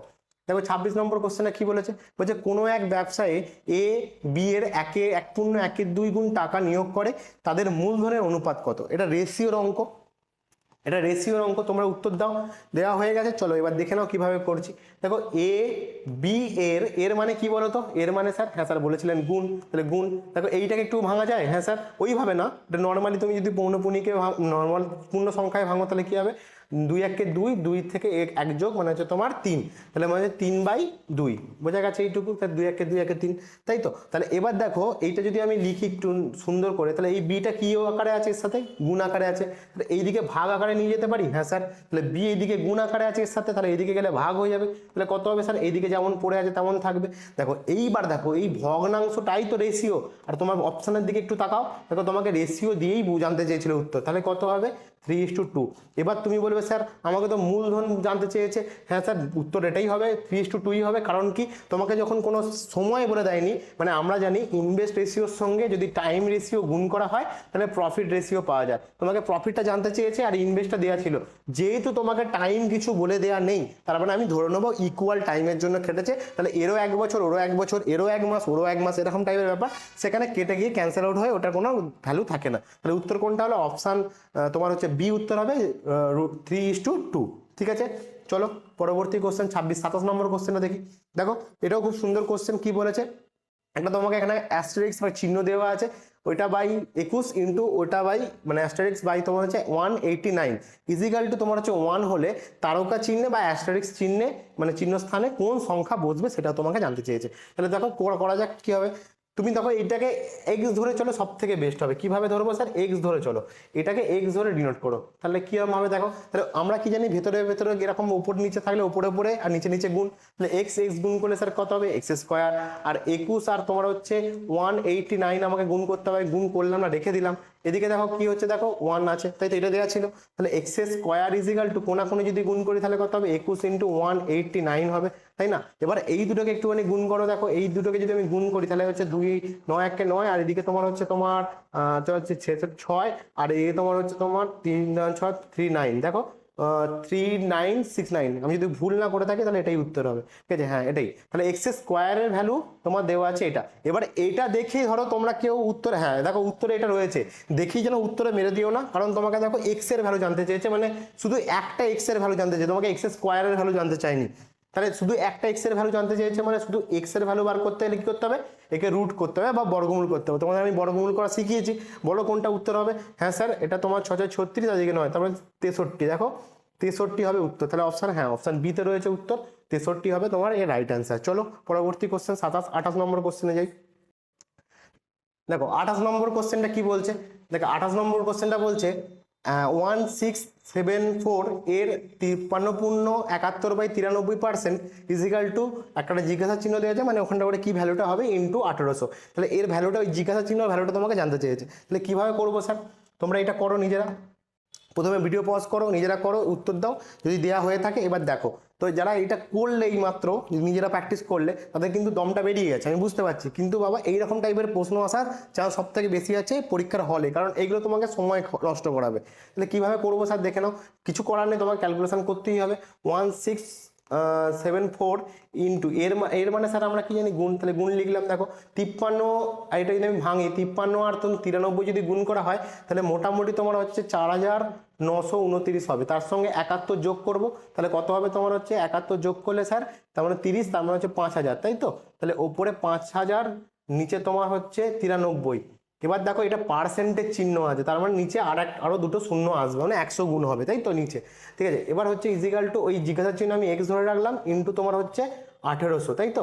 এবার দেখো তুমি একটা জিনিস কিভাবে করবে, এবার দেখা মাত্রই যেন দুমদাম তুমি হচ্ছে এভাবে গুনফুন করতে যেও না, কারণ সময় নষ্ট হবে। সেটাও দেখো কিভাবে করব, আমি এখান থেকে শূন্য শূন্য গুলো অমিট করতে পারি। দেখো এই শূন্য কেটে গেল, এখানে দেখো একটা এই শূন্য কাটো না, সব থেকে সুবিধা হবে কোনটা, আগে তুমি এইভাবে কাটো। তাহলে 5000, তো তুমি এখানে রেখে দাও, এটা 93, তো দুটো শূন্য, তুমি এই শূন্য আর এই শূন্য কেটে দাও আগে প্রথমে, তারপরে দেখো একটা শূন্য কেটে দাও। এবার দেখো এই 93 দিয়ে এইটাকে কাটাকাটি যায়, হ্যাঁ স্যার যায়, কত দিয়ে যায় স্যার 18 দিয়ে যায়। তাহলে 18 আর 93 গুণ করলে 1674 হয়, আর এখানে স্যার কত হবে নিচে 10 হবে, ঠিক আছে। তাহলে আবার দেখো এই দিকে 18 পড়ে আছে আর এখানে 18 পড়ে আছে, কেটে যাবে, তাই তো। তাহলে পড়ে থাকছে কত, দেখো উপরে 5 আর নিচে 10, তাহলে 5 দিয়ে এটাকে যদি কাটি স্যার কত হবে 2 হবে। তার মানে ওপারে 1 2 মানে 1 ইজিক্যাল টু, মানে পড়ে থাকছে যেটা 1 ইজিক্যাল টু এক্স, মানে 1 মানে কত, 1 মানেই তো হচ্ছে তোমার 0.5, তাহলে এক্স এর ভ্যালু কত হলো 0.5, তাহলে ওই যে জিজ্ঞাসার চিহ্নের জায়গাটায় বসবে কত 0.5 বসবে, ঠিক আছে। চলো পরবর্তী কোশ্চেনে যাই। দেখো তোমার যে 29 নম্বর কোশ্চেনটা কি বলেছে, বলছে দুটি সংখ্যার অনুপাত 15:11, যদি তাদের গসাগু 13 হয় তাহলে সংখ্যা দুটি কি হবে সেটা জানতে হয়েছে। তাহলে বলো এর থেকে সোজা অঙ্ক কিছু নেই স্যার, অনুপাত দেওয়া আছে আমাকে 15:11, আর আমাকে ফুল টস দেওয়া আছে কি গসাগু দিয়ে দেওয়া আছে, মানে সেটাই যেটা গসাগু দেওয়া আছে সেটাই তোমার হচ্ছে এই এক্স এর ভ্যালু। তাহলে 15-র সঙ্গে একবার কি করব স্যার, গসাগুটা গুণ করব, মানে 13 গুণ করব, আর একবার 11-র সঙ্গে একবার 13 গুণ করব, তোমাকে সংখ্যা দুটোই জানতে চেয়েছে, তাহলে করে দাও। তাহলে 15 আর 13 গুণ করলে স্যার কত হয় 195 হয়, তাই তো। আর স্যার 11-র সঙ্গে 13 গুণ করলে কত হয় স্যার 143 হয়, তাই তো। তাহলে এইটাই হচ্ছে সেই দুটো সংখ্যা, একটা 195 আর একটা হচ্ছে 143। তাহলে কোনটা উত্তর হবে স্যার, অপশন বি হয়ে যাবে রাইট অ্যান্সার, যেটা তোমার 195 143, ঠিক আছে। চলো পরবর্তী কোশ্চেনে যাই। 29 আগে 30 নম্বর ম্যাথের শেষ কোশ্চেন। দেখো কি বলছে, বার্ষিক 6.5% সরল সুদে 1600 টাকার 5 বছরের সুদ কত টাকা হবে। তোমাদের সিম্পল ইন্টারেস্ট রয়েছে চ্যাপ্টার মধ্যে, তাহলে দেখো এই কোশ্চেনটা করো। তোমরা নিজেরা অলরেডি করে ফেলেছো, তো দেখে নাও কিভাবে করছি। তো কিছুই নয়, এখানে তোমার রেট অফ পার্সেন্টটা তোমার R% দেওয়া আছে, এখানে এত টাকা সুদে সরল সুদে এত টাকায়, মানে এটা প্রিন্সিপাল দেওয়া আছে স্যার, এটা টাইম দেওয়া আছে। তাহলে আমরা কি জানি sir, SI is equal two PRT/100, তাই তো? এটাই আমরা জানি, ছোটবেলা থেকে শিখেছি, তাহলে এটাই বসাবো।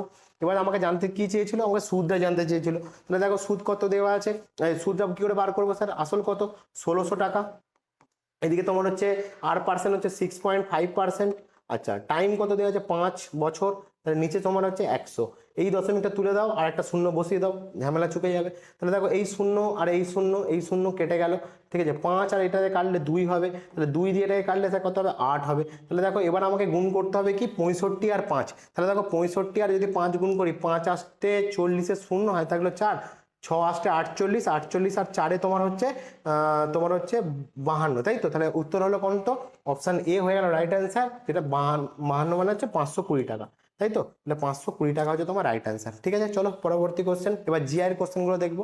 দেখো কি বলছে, বলছে বি জাতীয় শব্দটি চিহ্নিত করো। কি কি অপশন দেওয়া আছে, আপেল দেওয়া আছে, আম দেওয়া আছে, আলু দেওয়া আছে, আঙুর দেওয়া আছে, তোমরা নিজেরা বলো এর মধ্যে কোনটা উত্তর হবে। হ্যাঁ তোমরা ঠিকই ধরেছো, উত্তর কোনটা হবে স্যার, আলুই হবে। কেন স্যার আলু হবে, বলো কেন আলু হবে?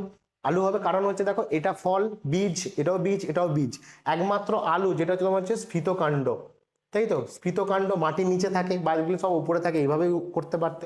ঠিক আছে, চলো তোমার হচ্ছে উত্তর হলো অপশান সি আলু। চলো পরবর্তী কোশ্চেন, মানে এটা অর্ডার আউট ছিল। দেখো 32 নম্বর কোশ্চেন কি বলেছে, প্রপোজিশন ট্রু অ্যান্ড ফলস, যেটা তোমাদের বিবৃতি আর সিদ্ধান্ত দিয়ে কোশ্চেনটা থাকার কথা, তোমাদের আগের গ্রুপ সিতে দেয়নি, গ্রুপ ডিতে দিতে পারে।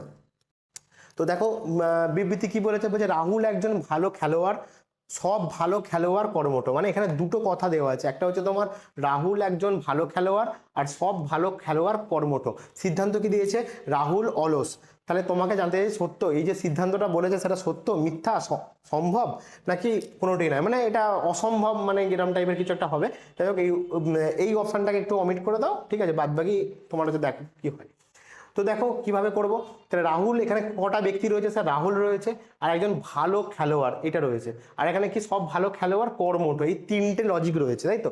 তাহলে দেখো রাহুল যারা আছে, আমি রাহুলকে দিয়ে লিখছি, তাহলে রাহুল যারা আছে, যে রাহুল যে একজন, সে কি হচ্ছে ভালো খেলোয়াড়, তাহলে অনেক যে খেলোয়াড়গুলো আছে তার মধ্যে রাহুল একজন, তাহলে ভালো খেলোয়াড় বলে লিখলাম, ঠিক আছে, একা মানে ভালো খেলোয়াড়, ঠিক আছে। এবার সব ভালো খেলোয়াড় কর্মঠ, তার মানে যত যে ভালো খেলোয়াড় যতগুলো আছে, যারা ভালো খেলাধুলা করে তারা সবাই কি আছে, কর্মঠ আছে, তাই না? তাহলে সেই কর্মঠের মধ্যে রাহুল তো পড়ছে। তাহলে দেখো এখানে কি বলছে, রাহুল অলস, তাহলে আমি তো জানি এখানে আলাদা একটা লজিক আনছে, সেটা কি অলস, তো আমি তো অলসের সম্পর্কে কোনো কিছুখানে উপরে বলে দেওয়াই ছিল না, তাহলে আমি কথাটা সিদ্ধান্তটা মানতে পারছি না, পুরোপুরি কি হচ্ছে, পুরোপুরি মিথ্যে হয়ে যাচ্ছে, তাই তো? ঠিক আছে, তাহলে উত্তর কোনটা হলো, অপশন বি হয়ে গেল রাইট অ্যান্সার। চলো 33 নম্বর কোশ্চেনে যাই। দেখো নিচের শব্দগুচ্ছের মধ্যে অমিল, অড ওয়ান আউট কোনটি? দেখো কি দিয়ে আছে, পারদ, ব্রোমিন, জল আর সোডিয়াম, বলো তোমরা কোনটা উত্তর হবে। খুব ফ্যান্টাস্টিক কোশ্চেন, খুব দারুণ কোশ্চেন, কিভাবে বলো কোনটা উত্তর হবে। হ্যাঁ যারা মোটামুটি যারা বলছো সোডিয়াম, তারা কিন্তু ঠিক বলছো। কেন স্যার, স্যার জল হলো না কেন বা তোমার ব্রোমিন হলো না কেন? দেখো আমি একটা কথা বলছি, পারদ হচ্ছে তোমার ধাতু কিন্তু তরল, ঠিক আছে। ব্রোমিন কিন্তু অধাতু, ঠিক আছে, কিন্তু তরল, ঠিক আছে। জল ধাতু নয়, অধাতুও নয়, তরল। সোডিয়াম একমাত্র যে ধাতু হলেও কিন্তু এটা হচ্ছে তোমার কঠিন, ঠিক আছে, কঠিন। এই একমাত্র এই লজিক্যালি এটাকে আমরা আলাদা করতে পারি, কি প্রত্যেকটাই তরল, দেখো প্রত্যেকটাই তরল, জলও তরল, ব্রোমিনও তরল, পারদও তরল, কিন্তু শুধুমাত্র সোডিয়াম যেটা, সেটা তোমার হচ্ছে কি, সেটা হচ্ছে কঠিন বা কাঠিন্য, নমনীয়, কিন্তু ছুরির আঘাতে কেটে দেওয়া যায়, রূপালী এবং সাদা বা সোনালী কালারের হয়, কিন্তু বাতাস তোমাকে এটাও একটা বলে দিচ্ছি, তোমাকে একটা নর্মাল তোমাকে একটা জিনিস, যে এটা সাধারণ বাতাসে, খোলা বাতাসে রেখে দিলে বাতাসের সঙ্গে এবং অক্সিজেনের সঙ্গে দারুণভাবে বিক্রিয়া করে নেয়, এমনকি জলের সঙ্গে দারুণভাবে বিক্রিয়া করে নেয়, এবং এটা দাহ্য পদার্থ, ঠিক আছে। এবং সে তার জন্য আমি ওই লজিকে যাচ্ছি না, আমি যাবো না, এটা তরল, বাকিগুলো সবার করাই তরল, একমাত্র এটা হচ্ছে কঠিন, নমনীয় কিন্তু কঠিন। চলো পরবর্তী কোশ্চেন 34 নম্বর কোশ্চেনে যাই। দেখো কি বলছে, তোমাদের একটা ব্লাড রিলেশন দেওয়া আছে, তোমরা নিজেরা আগে করো।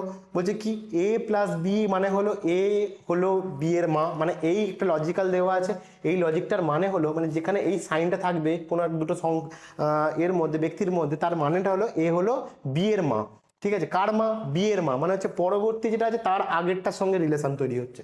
তাহলে দেখো এখানে একটা লজিক দিয়েছে কি A মাইনাস বি, এইটার মানে হলো A হলো বি এর ভাই, এখানেও দেখো বি এর লজিক্যাল তৈরি হচ্ছে, বি এর ভাই হচ্ছে A, সেম দেখো আরেকটা লজিক দিয়েছে তোমায় কি, যেটা হচ্ছে এ পার্সেন্টেজ বি, তার এর মানেটা কি, এ হলো বি এর বাবা।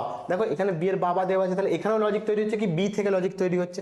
এবার তোমাকে দেখো একটা জিনিস দেওয়া আছে পি মাইনাস কিউ প্লাস আর পার্সেন্টেজ এস, তাহলে এই সম্পর্ক পি, এই সম্পর্কের ক্ষেত্রে পি এস এর কে হন, কে হন পি এস এর কে হন, এটা জানতে চেয়েছে। ঠিক আছে, তাহলে দেখো তোমাকে এস কোথায়, আগে দেখো পি কোথায় আছে একদম প্রথমে, আর এস কোথায় আছে একদম শেষে, তাহলে তোমাকে এর সঙ্গে এর লজিক ধরতে হবে, তাই তো, তাহলে তোমাকে ব্যাক ক্যালকুলেশনই করতে হবে। তাহলে কিভাবে করবো স্যার, দেখো এস এর সঙ্গে আর এর সম্পর্ক, এই চিহ্ন দিয়ে কি হয় স্যার, এই চিহ্নর মানে হলো এ বি এর বাবা হয়, মানে এস এর বাবা হলো, এস এর যে আছে তার বাবা হলো আর, এটা হচ্ছে বাবা। ঠিক আছে, আচ্ছা তারপর দেখো আর এর সঙ্গে প্লাসের সাইনের কি সম্পর্ক আছে, দেখো ভাই, এই মা, তাই তো, বি এর মা হলো এ, তার মানে আর এর মা হলো কিউ, তাহলে আর এর যে মা আছে সে হলো কিউ, ইনি হচ্ছেন মা। ঠিক আছে, আচ্ছা দেখো মাইনাস সাইনে কি দেওয়া আছে, এর মানে হলো কি, এ হলো বি এর ভাই, ভাই তাই তো, তাহলে কিউ এর ভাই কে হবে, বি এর ভাই কে হবে, সেটা পি হবে। তাহলে এটা পজিটিভ সাইন দিয়ে রাখলাম কারণ ছেলে বোঝাতে, আর এটা নেগেটিভ সাইন কারণ এটা মেয়ে বোঝাতে লাগলাম, মা বলেছে, আর এটা পজিটিভ সাইন, আর এটা তো আমি এখনো কিছু জানি না কিভাবে হবে।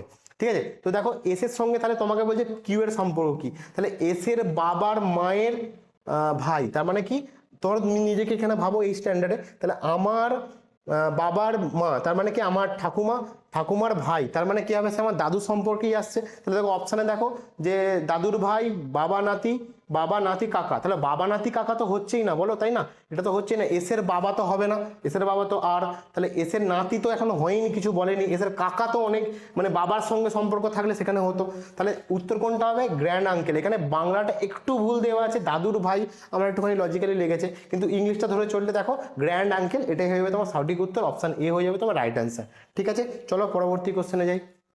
34-35 নম্বর কোশ্চেন দেখো, বলছে সিরিজটি পূরণ করুন 2, 6, 12, 20, 30, তারপর কি হবে। তাহলে দেখো এটা কিভাবে করব, দেখো 2 এর পর 6 হয়েছে, তাই তো, কত বেড়েছে আগে দেখো এইভাবে ভাবো, 2 এর পর 6 হয়েছে স্যার 4 বেড়েছে, তাই তো, 6-এর পর 12 দেখো কত বেড়েছে স্যার, আবার 6 বেড়েছে স্যার, 6-এর পর 12-এর পর 20 হয়েছে স্যার, কত বেড়েছে স্যার 8 বেড়েছে, 20-এর পর 30 হয়েছে স্যার প্লাস 10 বেড়েছে, তাহলে এর পরেরটা কত বাড়বে, তোমরা নিজে বলো, 4, 6, 8, 10, তারপরে কত বাড়বে স্যার 12 বাড়বে, তাহলে 30-এর সঙ্গে 12 যোগ করলে স্যার কত হয় স্যার, স্যার 42 হয়, তাহলে উত্তর কোনটা হবে পরবর্তী ক্ষেত্রে স্যার 42 হবে, অপশান এ হয়ে যাবে তোমার রাইট অ্যান্সার। চলো পরবর্তী কোশ্চেনে যাই। 35-36 নম্বর কোশ্চেনটা কি বলছে দেখি, বলছে একটি ছবিতে এক বৃদ্ধকে দেখিয়ে কিশোর বলল উনার ছেলে হলো আমার ছেলের কাকা, বৃদ্ধটি কিশোরের কে হন, নিজেরা করো। দেখো কি বলছে, তাহলে একটা ছবি আছে, সেখানে কে রয়েছে, এখানে বৃদ্ধা রয়েছেন, বৃদ্ধ রয়েছে, এই বৃদ্ধ থেকে একটা বৃদ্ধের এই ছবিটা দেখিয়ে কে বলছে, কিশোর বলছে, তাই তো, আমি কি বলে লিখছি, কিশোর বলছেন ওনার ছেলে, ওনার যে ছেলে আছে, ওনার যে ছেলে আছে, ওনার যে ছেলে হলো আমার ছেলের কাকা, আমার যে ছেলে আছে, মানে আমার মানে এখানে কিশোর, কিশোরের যে ছেলে আছে তার কাকা, তাই তো, কাকা মানে কি হবে, তাহলে আমার ছেলের কাকা মানে আমার ভাই তো এটা, তাই তো, এই সম্পর্ক একটা তৈরি হলো। এবার বলছে বৃদ্ধটা কিশোরের কে হন, তাহলে কিশোরের বৃদ্ধটা যদি ভাই হয়, তার ছেলে হচ্ছে বৃদ্ধা, এখানে কাকা, তার মানে কি কিশোরের এটা কি হবে স্যার বাবা হবে, তাই তো, তাহলে উত্তর কোনটা হলো অপশান বি, এখানে দুটো করে বি পড়ে গেছে, উত্তর হয়ে গেল অপশান বি। ঠিক আছে, কিশোরের বাবা, তার ছেলে হচ্ছে আমার ছেলের কাকা, তার মানে আমার ভাই। ঠিক আছে, চলো পরবর্তী কোশ্চেন 37 নম্বর কোশ্চেনটা যাই। দেখো 37 নম্বর কোশ্চেনে কি বলছে, যদি কোনো সংকেত অনুযায়ী WATER ওয়াটারকে XBUFS লেখা হয় তবে টাইগারকে কি হিসেবে লেখা হবে। তাহলে তুমি প্রথম আগে লজিক খোঁজো যে ওয়াটার থেকে এই যে WATER এটা থেকে XBUFS এটা কি করে হয়েছে স্যার, দেখো তুমি একটু খেয়াল করে দেখো, W থেকে X হয়েছে, মানে W থেকে X হয়েছে স্যার, কিভাবে হয়েছে দেখো, তুমি যদি ABCD সিরিজটা যদি পড়ো YVUVWX, তার মানে একটা ঘর প্লাস হয়েছে, তাই না, W থেকে X হয়েছে, একটা ঘর প্লাস হয়েছে, দেখো A থেকে B হয়েছে, এটাও দেখো একটা +1 হয়েছে AB, তারপর T থেকেও দেখো TU, তাই তো, একটা ঘর প্লাস হয়েছে, তারপর দেখো FEF, দেখো একটা ঘর প্লাস, আমি বুঝতে পেরে গেলাম একটা করে ঘর প্লাস হচ্ছে, তাই তো, তাহলে টাইগারটা ধরে চলো, TIGER টাইগার, তাই তো, তাহলে টি এর পর কি হবে স্যার ইউ হবে, আই এর পর কি হবে IJ হবে, তাই তো, তারপর জি এর পর কি হবে স্যার এইচ হবে, তারপর দেখো এখানে দেখো অপশানে মিলাও কোথাও আর কোথাও আছে, হ্যাঁ শুধু একটাই দেখো অপশানে, অপশান বি হয়ে যাবে তোমার রাইট অ্যান্সার। দেখো আমি তিনটাতে মিলিয়েই বুঝতে পেরে গেছি এটাই হবে। ঠিক আছে, চলো পরবর্তী কোশ্চেনে যাই, 38 নম্বর কোশ্চেনটা। দেখো 38 নম্বর কোশ্চেনটা কি বলেছে, বলছে টিইএ, যদি টিইএ কে 20, 5, 1 লেখা হয় তবে কফিকে কিভাবে লেখা হবে? তাহলে তোমরা বলো, অলরেডি বুঝতে পেরে গেছো হয়তো, এই ডেটাটা দেখেই বুঝতে পেরেছো কিভাবে লেখা হচ্ছে। তোমরা যারা জানো না তাদেরকে বলে দিই, এই যে ABCD আমরা লিখি না, ঠিক আছে, আমরা এরকমভাবে লিখি, তো তাহলে এর পজিশন অনুযায়ী কোশ্চেন আসতে পারে। দেখো এর একটা 1 নম্বর ঘর, এটা বিটা 2 নম্বর ঘর, ঠিক আছে, সিটা 3 নম্বর ঘর, এটা 4 নম্বর ঘর, এই পজিশন অনুযায়ী আসতে পারে। দেখো এখানে এই পজিশনটাই দেওয়া আছে। টি দেখো তোমরা গাঁট গুনে দেখো, টি তোমার হচ্ছে 20 নম্বর ঘরেই রয়েছে। দেখো ই কত নম্বর ঘরে, 5 নম্বর ঘরে, আর এ দেখো 1 নম্বর ঘরে, ওই পজিশনটা লিখে দিয়েছে। তাহলে তুমি বলো কফির পজিশনে কি হবে? দেখো কফি সি মানে স্যার 3, তাই তো, ABC 3 নম্বরে কফি। দেখো ও কোথায় আসে, ই জোটি যদি তুমি জানো তাহলেও তুমি বলতে পারবে ই জোটিতে 15 আসে, তাহলে কফি ওতে কি আসবে, 15 আসবে। এফ বলো, এফ এ কি আসে, দেখো ABCDE এফ মানে 5, 6, তাই তো, 6 নম্বর ঘরে আসবে। দেখো আর একটা এফ দেওয়া আছে, সেটাও তার মানে 6 আসবে। তারপর ই দেওয়া আছে, ই মানে হচ্ছে 5, তাহলে আরেকটা 5 আসবে। তাহলে দেখো এই ডেটাটা কোথায় দেওয়া হয়েছে, 3, 15, 6, 6, 5, 5, দেখো 3, 15, 6, 6, 5, 5 অপশান বিতে রয়েছে। দেখো তাহলে উত্তর হয়ে গেল কোনটা, অপশান বি হয়ে যাবে তোমার রাইট অ্যান্সার। ঠিক আছে, চলো 39 নম্বর কোশ্চেনটা দেখি। দেখো 39 নম্বর কোশ্চেন তোমাদের মিসিং নাম্বার তোমাদের বরাবরই একটা করে দিয়ে রাখি, কারণ তোমাদের গ্রুপ সিতে এসেছিল, এখানেও ম্যাচিং রয়েছে বা মিসিং নাম্বার রয়েছে তোমাদের, সেখানে তোমাদের কোশ্চেন আসতে পারে। বলো ওই ফাঁকা ঘরটায় কি হবে, তোমরা নিজেরা করো।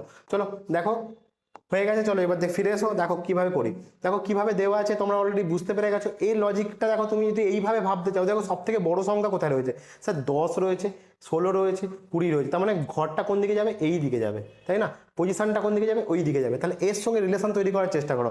দেখো 2.5 হয়েছে 5, তার মানে স্যার কত বেড়েছে, বা কিভাবে হয়েছে স্যার, স্যার হয়েছে স্যার ডবল করে দিয়েছে, মানে 2.5কে যদি আমি 2 দিয়ে গুণ করি, অথবা তুমি যদি ডবল করে দুবার যোগ করো, তাহলে তোমার দেখো 5 আসে, তাই না, 2 দুগুণে 4 আর 5 একটা 5, তাহলে 5, দেখো 5কে ডবল করলে দেখো 10 আছে। তার মানে কি আসছে স্যার, 2.5 যেটা আছে তাকে 2 দিয়ে গুণ করবো স্যার 5 আসবে, 5কে আবার 2 দিয়ে গুণ করবো স্যার 10 আসবে। দেখো পরেরটাতে সেম পজিশন ফলো করছে নাকি, দেখো 4কে স্যার 2 দিয়ে গুণ করলে স্যার 8 হয়, হ্যাঁ স্যার বসে আছে।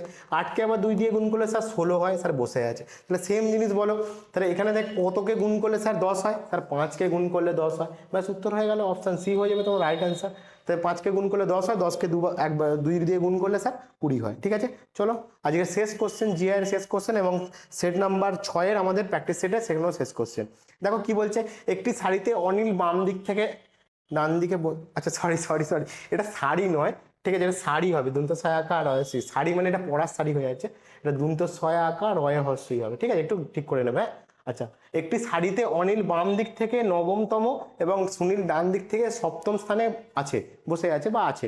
যদি তারা নিজেদের জায়গা বদল করে তবে অনিল বাম দিক থেকে 15তম হয় এবং ওই শাড়িতে মোট কতজন আছে জানতে চাই। নিজেরা করো, চেষ্টা করো, যদি তোমাদের সিকোয়েন্স দেয় সেই সিকোয়েন্স তোমাদের এরকমভাবে পড়েছিল। ঠিক আছে, চলো তো দেখো তো কিভাবে করবো স্যার এটা। দেখো প্রথমে আমাকে কি বলেছে একটু দেখিনি। প্রথমে আমাকে বলেছে অনিল বসে আছে কোন দিকে, বাম দিক থেকে 9তম স্থানে। তাহলে বাম দিক কোনটা, এটা আমার বাঁ দিক, তাহলে একটা সিচুয়েশন আছে, তার বাঁ দিক থেকে বসে রয়েছে 9তম স্থানে কে বসে রয়েছে, 9তম স্থানে কে বসে রয়েছে স্যার, অনিল বসে রয়েছে। আমি অ দিয়ে লিখছি, হ্যাঁ, অনিল বসে রয়েছে। এই শাড়িতেই তোমার দেখো সুনীল বলছে ডান দিক থেকে 7তম, তাহলে এদিক থেকে সুনীল বসে আছে, এরকম জায়গায় একটা ধরো 7 নম্বর স্থান, ঠিক আছে, এখানে সুনীল বসে আছে, তাই তো, এটা সুনীল বলে লিখলাম। ঠিক আছে, এইটুকু আমার বোঝা গেছে। ঠিক আছে স্যার, এবার বলছে জায়গা তাদের মধ্যে দেখো, যদি তারা নিজেদের জায়গা বদল করে নেয়, তাহলে নিজের যে জায়গাটা ইন্টারচেঞ্জ করে নিল, তখন কি হবে স্যার, তখন একটা আলাদা সিকোয়েন্স তৈরি হবে, তাই তো। তখন কি হবে, তখন অনিলের, তোমার দেখো তখন একজনের বলে দিয়েছে, কার বলেছে, শুধু অনিলের বলেছে। তাহলে অনিলের যে স্থানটা, সেই স্থানটা কি হবে স্যার, অনিলের যে স্থানটা হবে সেই স্থানটা হবে তোমার 15 হবে, তাই তো। তাহলে অনিলের স্থানটা কোথায় আছে দেখো, 15 কোন দিক থেকে হবে স্যার, বাঁ দিক থেকে। তাহলে বাঁ দিক থেকে অনিলের স্থানটা 15 হবে, কতই হবে, 15 হবে। এই জায়গাটা লেখার দরকার নেই, এই জায়গায় লেখো 15 হবে। ঠিক আছে, 15তম স্থান, এটা কার হবে, অনিলের হবে। ঠিক আছে, এবার দেখো তোমাকে জানতে চাইছে তাহলে মোট শাড়িতে কতজন আছে। এর জন্য একটা শর্টকাট ট্রিক্স বলে দিচ্ছি। এই যে দুটো তোমার জায়গায় তুমি পেলে, এই দুটো জায়গাকে যোগ করে 1 বিয়োগ করে দাও, তাহলে উত্তর হয়ে যাবে 15 + 7 - 1। তাহলে 15 আর 7 যোগ করলে স্যার কত হয়, 22 হয়। 22 থেকে 1 বাদ দিলে কত হয় স্যার, 21 হয়। তাহলে মোট কতজন আছে স্যার, 21 জন। অপশান এ হয়ে যাবে তোমার রাইট অ্যান্সার। ঠিক আছে, ভালো করে বুঝে নাও। এই দিক থেকে বলেছে তুমি এই যে জায়গাটা সুনীল আর অনিলের মধ্যেই তোমার এটা তৈরি করতে হবে, এই অনিলকে ছাড়তে হবে, কারণ এই ডবল কাউন্ট হয়ে যাবে, তার জন্য এখানে ছেড়ে দিয়ে তোমাকে ওই জায়গাটা ধরতে হবে। ঠিক আছে, চলো আশা করি বুঝতে পেরেছো। তো 40টা কোশ্চেন তোমাদের হয়ে গেল।